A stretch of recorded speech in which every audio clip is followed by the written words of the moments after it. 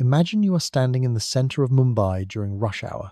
The temperature is pushing 40 degrees Celsius. The air is thick with smoke and exhaust fumes, and the honking is so loud you can't even hear your own thoughts. Surrounding you is an endless sea of humanity. This isn't just a crowd.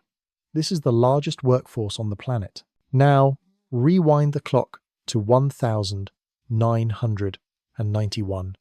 India was standing on the absolute edge of a cliff. Foreign reserves were so depleted that the government had to secretly airlift gold to London just to secure cash loans, barely keeping the country from defaulting. The economy was suffocated by the license raj, a bureaucratic nightmare where you essentially needed a government permit just to breathe. Fast forward to today. You are standing in the exact same spot, but the status of the nation has completely shifted. India has just overtaken the UK to become the fifth largest economy in the world. They have landed a spacecraft on the south pole of the moon for less than it costs Hollywood to make a movie about space. Tim Cook is personally opening Apple stores here. Elon Musk is negotiating Tesla factories. The whole world is looking at India and chanting the same mantra. This is the new China. This is the new factory of the world. Global corporations are desperate for a China plus one strategy. They need a place with cheap labor, massive scale, and none of the geopolitical risks of Beijing. And India has raised its hand and said, I am right here.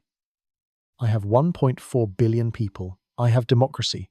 Send me the money. But scratch the surface of those shiny GDP growth charts and the glowing headlines, and you will see a completely different picture. A picture that is much stranger and far more disturbing. We are talking about an economy where freight trains move slower than a bicycle. We are talking about a nation that wants to manufacture semiconductors for the world, yet still struggles to provide a stable supply of clean water to its own citizens. This isn't just the rise of a manufacturing superpower. This is the story of a giant machine trying to win a race with a Ferrari engine strapped to a rusty bicycle frame. If Vietnam is the prize being fought over by superpowers, India is the clumsy giant trying to learn how to dance. The potential is infinite, but the risk of stumbling is just as high. Welcome to the real truth about India's economy. Is this the dawn of a new empire? Or is it a broken factory before it even opens for business? Buckle up. We are going into the dark side. To understand why this factory is malfunctioning, we can't just look at what is being built. We have to look at what is falling apart. The story doesn't start in the air-conditioned boardrooms of Silicon Valley. It starts on the broken, potholed roads of India's industrial belt. For the last 20 years, China became the world's workshop using a simple formula: high-speed infrastructure, ruthless policy, and disciplined labor. India wants to copy that formula. But they are realizing that you cannot simply copy-paste an economy through political willpower alone. The reality is, while the world praises India, investors on the ground are whispering about a crisis of confidence. Numbers don't lie, but the way we interpret them does. And the truth about India's actual manufacturing capacity might just shock you. It is 2 p.m. on a Tuesday. You are a factory owner in an industrial park just outside of Bangalore, the Silicon Valley of India. You have a contract to ship 10,000 precision-engineered components to a client in Germany. The deadline is non-negotiable. Your machines are top of the line, imported from Japan. Your engineers are brilliant. Everything is ready to go. And then, silence. The hum of the assembly line dies. The lights flicker and go out. You check the schedule. This wasn't a planned outage. This is a load-shedding event because the state's power grid is overwhelmed by a heatwave and a coal shortage. Your expensive Japanese robots are now just expensive paperweights. Welcome to the infrastructure paradox. While India is building world-class digital infrastructure where you can pay for a cup of tea with a QR code in seconds, its physical infrastructure is struggling to keep up with its ambition. Let's talk about the invisible tax that is killing Indian manufacturing. Logistics. In China, you can move a container from a factory in the interior to a port on the coast in 24 hours. In India, that same journey can take days, sometimes weeks. Why? Because for decades, the arteries of this economy, the roads and railways, were neglected. You have trucks carrying valuable exports stuck in a gridlock that stretches for miles because a 4-lane highway suddenly narrows into a 2-lane dirt road. The data is brutal. Logistics costs in India account for roughly 14% of the GDP. In developed nations, that number is around 8%. That might not sound like a huge difference, But in the razor-thin margin world of global manufacturing, that 6% gap is the difference between made in India and made in Vietnam. It basically means that for every dollar of value created, 14 cents is burned just trying to move it from point A to point B. It is a friction that slows down the entire economic engine. The government knows this. They are pouring billions into building new expressways and freight corridors at a record pace. They are literally moving mountains to catch up. But concrete takes time to cure. And while the construction crews are working 24/7, the factories are waiting. And then there is the power issue. India is hungry for energy. As millions of people buy air conditioners and factories ramp up production, the demand for electricity is skyrocketing, but the grid is still heavily dependent on coal. When the coal supply chains jam up, which happens often, the lights go out. You cannot run a modern semiconductor plant on a grid that blinks. Intel and TSMC know this. That is why, despite all the courtship, the biggest chip makers are still hesitant to go all in. They are waiting to see if the physical reality can catch up to the political promises. The Make in India line is roaring on the billboards, but on the ground, the supply chain is often whimpering. This creates a dangerous bottleneck. If you invite the world to your party, you better make sure you have enough chairs and the lights stay on. Right now, India is scrambling to find both. But if you think moving goods is a nightmare, wait until you see the chaos of the legal system that governs them. Because in India, getting a contract signed is easy, but enforcing it? That is a whole different circle of hell. You decide to open a factory. You have the capital, you have the technology, and you have the patience. You find a perfect plot of land. In Vietnam or China, the government would hand you the keys in a few weeks. Here, you might spend the next 5 years in court. Welcome to the red tape jungle. India has famously climbed the global ease of doing business rankings. But for many on the ground, the reality feels more like the ease of getting stuck. Let's talk about the legal system. It is one of the most sluggish in the world. There is a staggering backlog of over 40 million cases pending in Indian courts. 40 million. If you have a contract dispute with a supplier, you aren't looking at a quick settlement.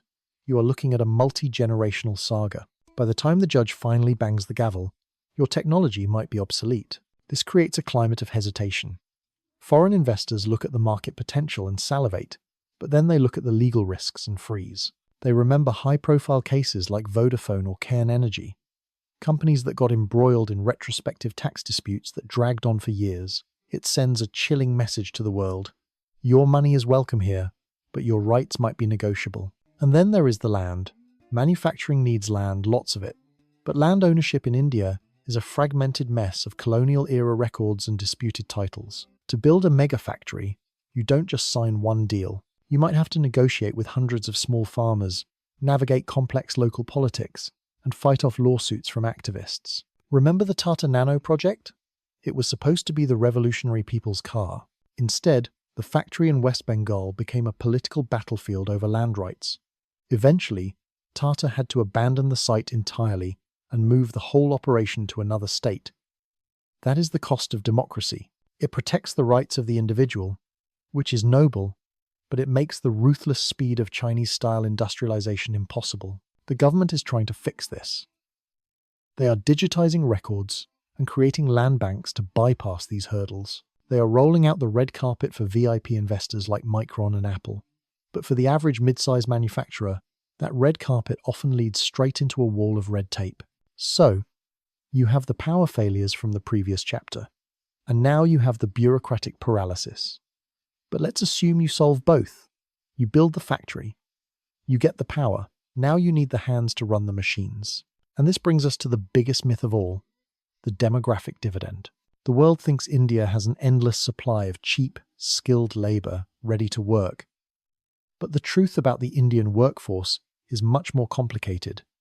And frankly, much more alarming. Because having 1 billion people doesn't mean you have 1 billion employable workers. Let's talk about the numbers. Every month, 1 million young Indians turn 18. 1 million. That is the population of a small European country entering the workforce every 30 days. On paper, this is India's greatest weapon, the demographic dividend. While China, Japan, and the West are getting old and grey, India is young, energetic, and hungry. But here is the terrifying twist. Quantity is not quality. You talk to factory owners, and they will tell you the same story. They put out a job listing for a technician or a specialized machine operator, and they get thousands of applications. But when they interview the candidates, they can't hire almost anyone. Why? Because India has an unemployability crisis. The education system churns out millions of graduates every year, waiving degrees that are effectively worthless in a modern economy. There are reports stating that less than half of the engineering graduates in the country are actually employable. They have the diploma, but they don't have the skills. They can memorize a textbook, but they can't troubleshoot a circuit board or code a basic application without help. This is the paper tiger problem. You have an army of young people with high expectations, demanding white-collar office jobs that simply do not exist. Meanwhile, the manufacturing sector is screaming for skilled blue-collar workers, welders, precision fitters, electricians. But in Indian culture, there is often a deep stigma attached to blue-collar work. Everyone wants to be a software engineer or a government bureaucrat. No one wants to stand on a factory floor. This is the exact opposite of what happened in China or Vietnam. Those countries built their empires by glorifying the factory worker, by building massive vocational training systems that turned farmers into disciplined industrial armies. India skipped that step. It tried to jump straight from agriculture to services, from farming to IT support, leaving a massive missing middle in manufacturing. So you have this bizarre, tragic paradox. You have record-high youth unemployment, with millions of young men sitting idle in villages and small towns, scrolling through Instagram, growing frustrated and angry. And right next door, you have industries that cannot expand because they cannot find people who know how to work the machines. This isn't just an economic inefficiency, it is a ticking time bomb. A country with millions of angry, unemployed, military-aged men is a recipe for social instability. The government is frantically trying to fix this with Skill India initiatives, trying to make vocational training cool. But changing a culture takes decades, and investors are noticing. They come here expecting a limitless pool of cheap talent, only to realize they have to spend months and millions of dollars retraining every single person they hire. The labor is cheap, yes, but if you factor in the low productivity and the cost of training, is it really cheaper than Vietnam? That is the calculation keeping CEOs awake at night. But even if you have the infrastructure, the permits, and the workers, there is still one massive, invisible hand controlling everything. A concentration of power so dense, it makes the American Gilded Age look like a free market paradise. Fly over Mumbai again and look down. You will see the Antilia, a 27-story skyscraper that is actually a private home for just one family. It has 3 helipads, a snow room, and 600 staff. Just a few miles away, in the shadow of this vertical palace, lies Dharavi, one of the largest slums in Asia, where 1 million people live in a maze of tin shacks and open sewers. This image encapsulates the defining feature of modern India: extreme inequality fueled by a new era of oligarchy. Economists are calling it the conglomerate Raj. In the past, the government controlled everything. Today, a handful of massive family-run conglomerates control the government's economic agenda. We are talking about names like Adani and Ambani. These aren't just companies, they are empires. They build the ports, they run the airports, they generate the power, they own the data networks, and they sell the groceries. It is hard to spend a single rupee in India today without a fraction of it flowing into the pockets of these A-teams. On one hand, this model works. These conglomerates are the national champions. They have the capital and the political connections to execute massive projects that the government can't handle, and foreign investors are too scared to touch. They are the ones building the solar farms and the 5G networks at breakneck speed. They are the engines of the new India. But this concentration of power comes with a terrifying risk. Remember the Samsung warning from Vietnam? If Samsung sneezes, Vietnam catches a cold. In India, if one of these mega-conglomerates stumbles, the shockwaves could crack the entire financial system. We saw a glimpse of this vulnerability when a short seller report targeted the Adani Group. Billions of dollars in market value evaporated in days. The tremors were felt in Parliament, in the banks, and on the streets. It raised an uncomfortable question. Has India created entities that are too big to jail and too big to fail? This system creates a K-shaped recovery. The top of the K, the billionaires and the corporate elite, is shooting upwards, accumulating wealth faster than almost anyone else on Earth. But the bottom of the K, the rural poor, the small business owners, the informal workers, is sliding downwards. Consumption data shows a strange trend. Luxury SUVs are sold out with months-long waiting lists, while sales of entry-level scooters and two-wheelers, the vehicle of the common man, have been stagnant or declining. Premium whiskey flies off the shelves, while mass-market consumer goods struggle. This tells you that the growth story is narrow. It is top-heavy. You cannot build a superpower on the back of a few hundred billionaires while hundreds of millions of people see their real incomes stagnate. A factory of the world needs a domestic market to buy the goods.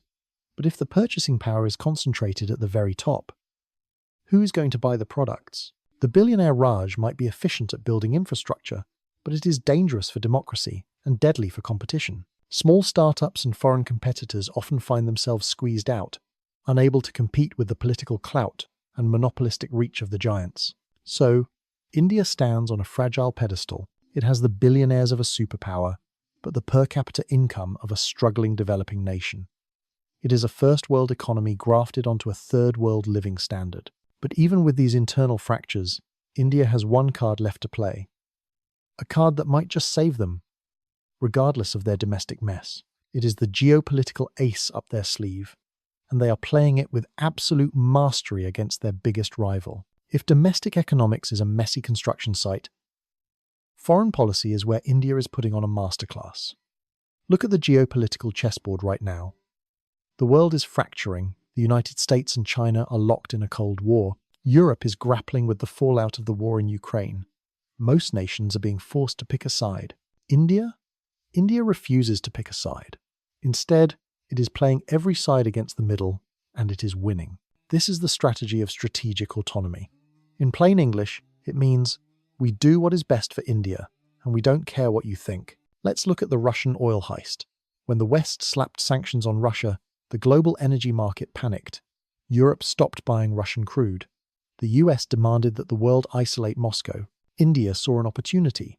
They ignored the Western pressure and started buying Russian oil at a massive discount. They bought so much that Russia became India's top oil supplier almost overnight. But here is the genius part. Indian refineries took that cheap Russian crude, refined it into diesel and jet fuel, and sold it back to Europe and the US at market prices. They were effectively laundering Russian energy for the West, keeping global prices stable while making a fortune on the arbitrage. The West grumbled, but they let it happen. Why? Because they need India too much. This is the China factor. Washington knows that India is the only country in Asia with the size, the army, and the economic potential to act as a counterweight to China. The enemy of my enemy is my friend. So, the US rolls out the red carpet for Prime Minister Modi.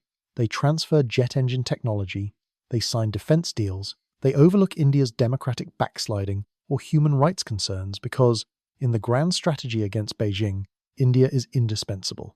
But here is the dark irony of this geopolitical game. The China paradox. While Indian politicians shout anti-China slogans and ban Chinese apps like TikTok to protect national security, the Indian economy is more dependent on China than ever before. Remember the Make in India dream? To make phones, solar panels, and pharmaceuticals in India, factories need components. And where do those components come from? China. India imports nearly $100 billion worth of goods from China every year. The trade deficit is massive. Indian soldiers are fighting Chinese troops with sticks and stones high up in the Himalayas over border disputes, while Indian consumers are buying Chinese electronics down in the plains. India is trying to divorce China politically while being married to it economically. It is a dangerous, hypocritical dance. If China decides to turn off the tap of active pharmaceutical ingredients, APIs, the Indian drug industry, the pharmacy of the world, would collapse in days. So, India walks this high wire. It shakes hands with Biden, hugs Putin, and trades with Xi Jinping, all while telling its own citizens that it is a self-reliant superpower. It is a brilliant diplomatic performance. It brings in foreign investment and global prestige. But diplomatic victories do not put food on the table for the average citizen. And while the government is busy conquering the world stage, the very backbone of the Indian economy, the sector that employs half the population, is quietly snapping in half. We are leaving the high-flying world of geopolitics now. We are going back down to the earth, literally to the soil. Because you cannot understand the broken factory without understanding the dying farm. Leave the skyscrapers and the geopolitical summits behind. Travel into the heartland of India, into the vast, dusty plains of Punjab or Uttar Pradesh. Here, you will find the biggest paradox of all, a country aiming for Mars, but grounded by an agricultural system stuck in the 19th century. This is the agrarian anchor, and it is dragging the entire economy down. Here is the fundamental flaw in the Indian economic model. Nearly 45% of the workforce is still employed in agriculture, yet this sector contributes only about 15% to the GDP. Think about that math. Almost half the population is generating a tiny fraction of the wealth. In a healthy developing economy, people move from farms to factories. This is called the Lewis turning point. And it is exactly how China, South Korea, and Japan got rich. They emptied the fields and filled the assembly lines. India has failed to make this transition because the factories, the broken ones we discussed earlier, aren't growing fast enough to absorb millions of farmers. People are trapped on the land, and the land is dying. Decades of free electricity and water subsidies have encouraged farmers to pump groundwater like there is no tomorrow. They are growing water-intensive crops like rice and sugarcane in regions that are practically deserts. The result? The water table is plummeting. NASA satellite imagery shows northern India's groundwater vanishing at a rate that is terrifying scientists. This isn't just an environmental crisis. It is an economic suicide pact. And then there is the political paralysis. The government knows the agricultural system is broken. It is fragmented into tiny plots of land that are too small to be efficient. In 2020, Prime Minister Modi tried to pass massive farm reforms to modernize the sector and allow private investment. What happened? The largest protest in human history. Millions of farmers surrounded the capital, camped out on highways for a year, and paralyzed the government. In the end, Modi blinked. He repealed the laws. This moment was a revelation for foreign investors. It proved that in India, politics will always trump economics. The reform momentum that Wall Street loves to talk about has a hard limit.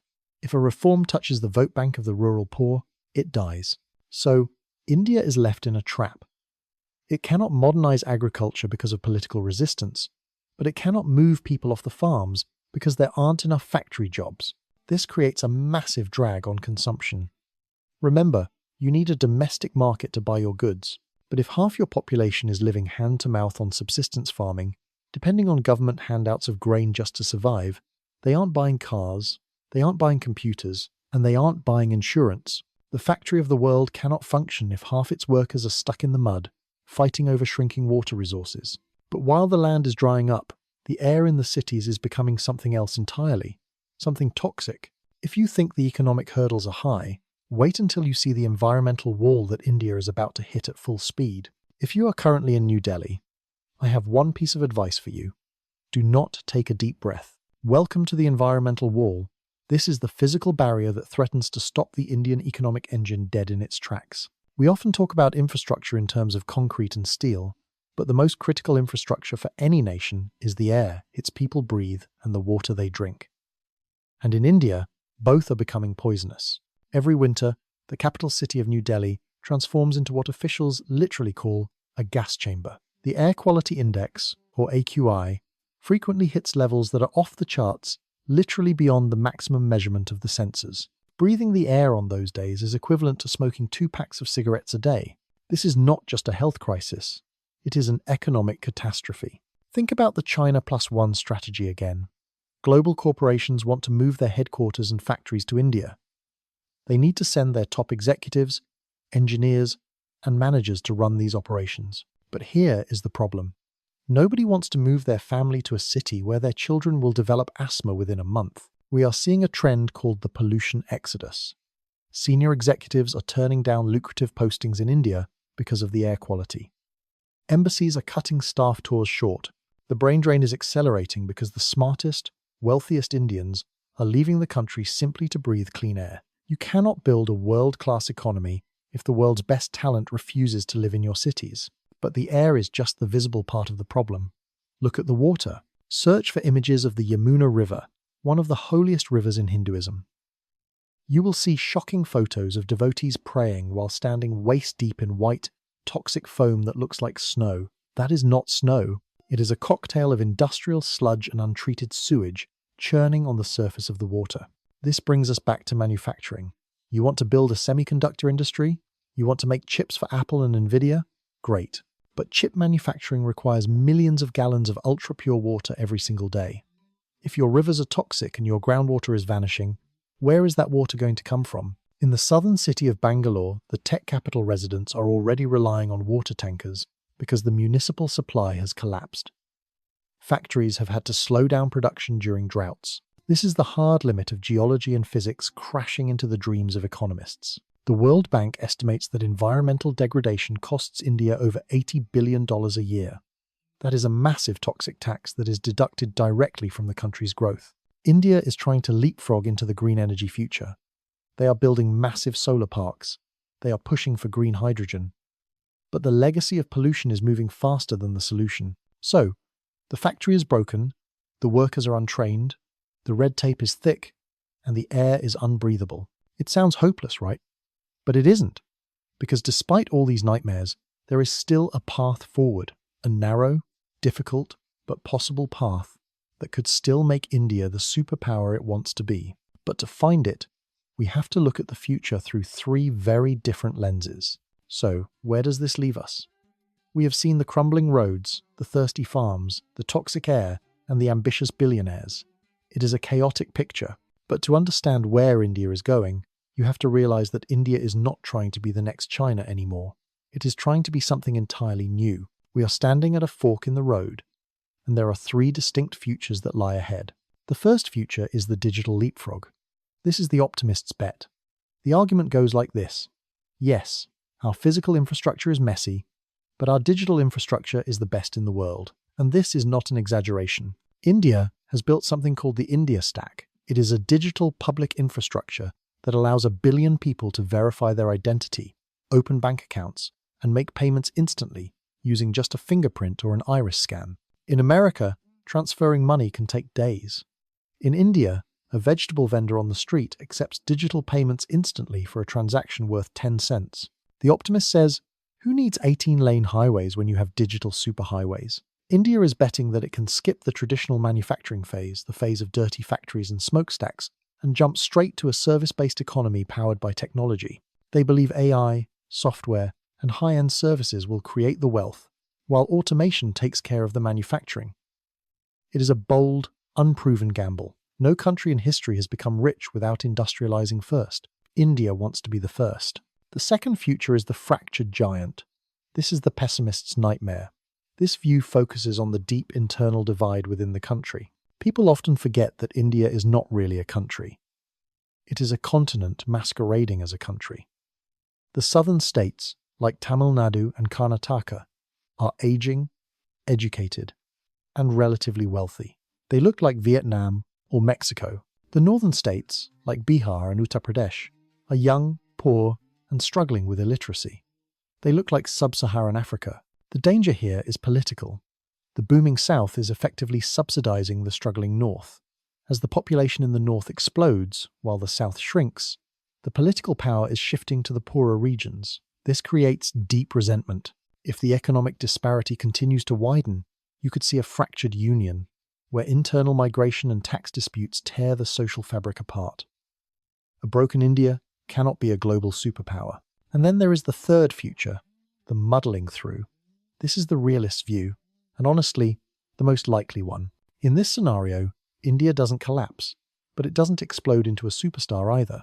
It grows at a respectable 6% a year not because of the system, but in spite of it. It becomes a nation of islands of world-class excellence like the ISRO space agency or the IIT universities floating in a sea of mediocrity. In this future, the rich live in gated communities with private power, private water, and private security, effectively seceding from the state.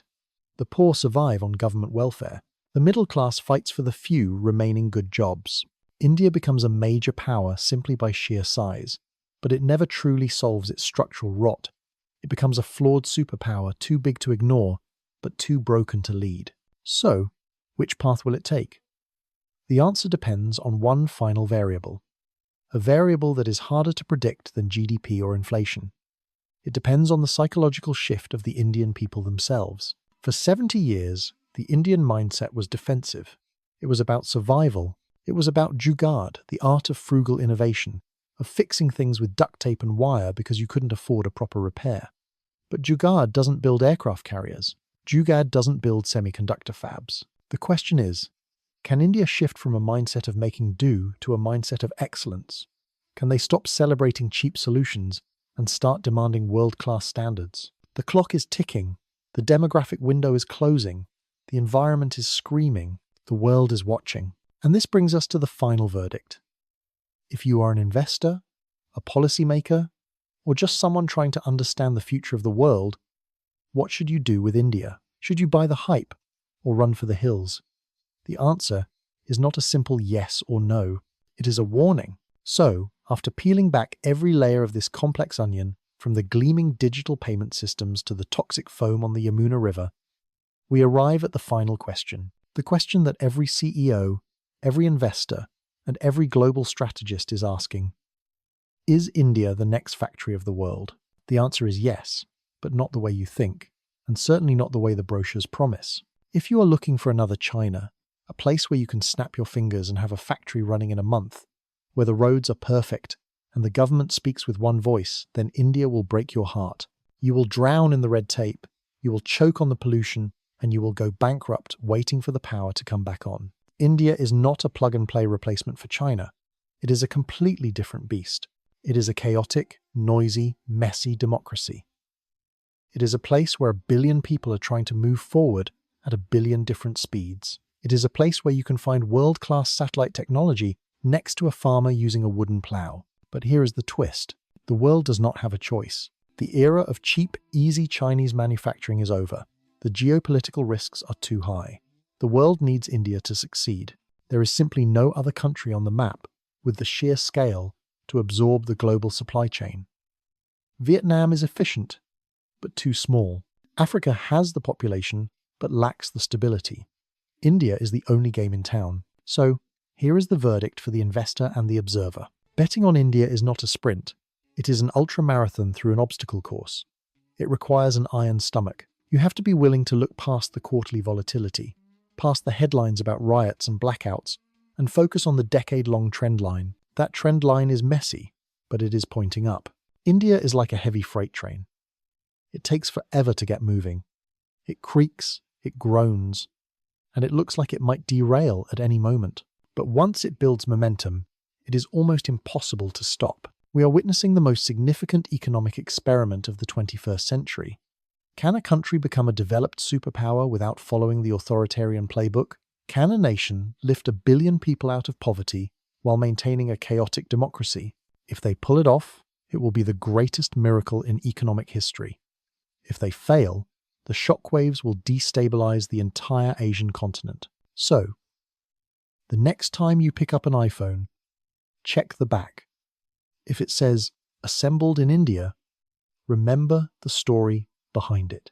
Remember the heat waves, the traffic jams, the ambitious billionaires, and the young workers fighting for a better life. That device in your hand is not just a product, it is a piece of a nation's struggle to define its destiny. India is rising, it is stumbling, it is gasping for breath, but it is rising, and whether you like it or not, the future of the global economy will be written in Hindi. Thank you for joining me on this deep dive into the broken factory. If you want to understand the other side of this coin, why China's economy is facing a crisis that could be even worse, make sure you watch the video on your screen right now. And do not forget to hit that subscribe button. I will see you in the next one.